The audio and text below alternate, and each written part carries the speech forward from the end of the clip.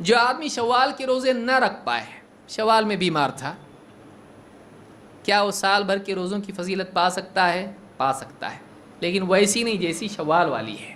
لیکن کم سے کم ما لا یدرکو کلہ لا یترکو کلہ، آدمی پورا نہ پا سکے تو پورا کھونا بھی نہیں چاہیے کسی چیز کو۔ پورا اگر کوئی چیز نہ مل سکے پوری کھونا بھی نہیں چاہیے، ایگزیکٹلی ایسا نہ مل سکے تو کچھ نہ کچھ تو ملے گا۔ جو آدمی سال بھر کے روزوں کا ثواب پانا چاہتا ہے اس کے لیے دوسرا آپشن کیا ہے؟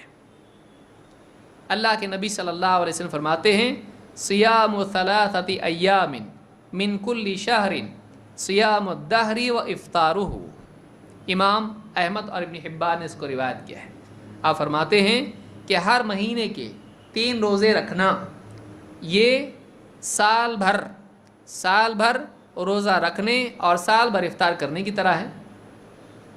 سال میں آدمی کھاتا پیتا بھی ہے اور سال بھر روزہ رہے، یہ کب ہو سکتا ہے؟ جب آدمی ہر مہینے کے 3 روزے رکھے۔ مثلا رمضان کے تو 30 ہو گئے، اس میں 3 کہاں سے آئے؟ یہ رمضان کے لیے نہیں ہے، رمضان کے پورے ہیں، باقی 11 مہینے مثلا ہر مہینے میں آدمی 3 روزے رکھے تو 3 کا 10 گنا کتنا ہوتا؟ 30۔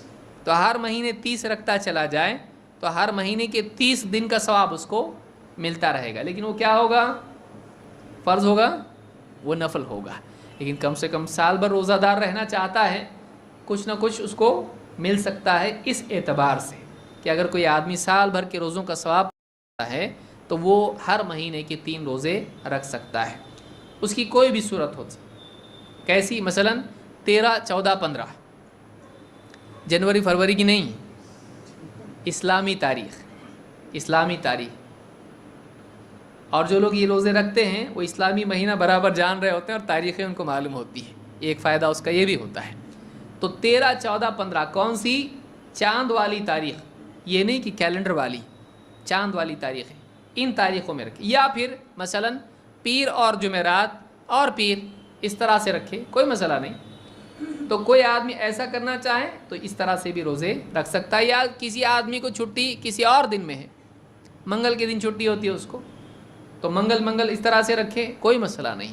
تو مہینے کے جو 3 روزے ہوتے ہیں، اگر ان 3 روزوں کا اہتمام نفل آدمی کرے، وہ آدمی بھی سال بھر روزہ رکھنے والوں کا ثواب پا سکتا ہے، اس طرح اس کو ثواب مل سکتا ہے۔